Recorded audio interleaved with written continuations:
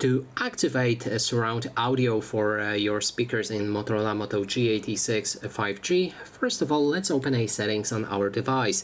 Next step would be to enter sound and vibration. From here we can scroll down and find the Dolby Atmos. So select it like that and then go to the gear icon to open a settings. Now you can pick whichever preset you prefer from those. I do not recommend Spatial audio.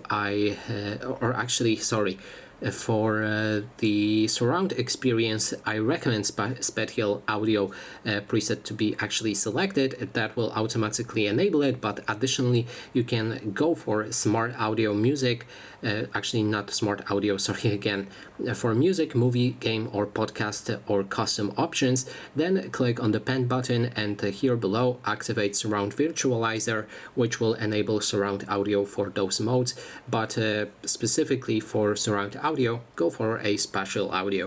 So that is basically everything. Thanks so much for watching.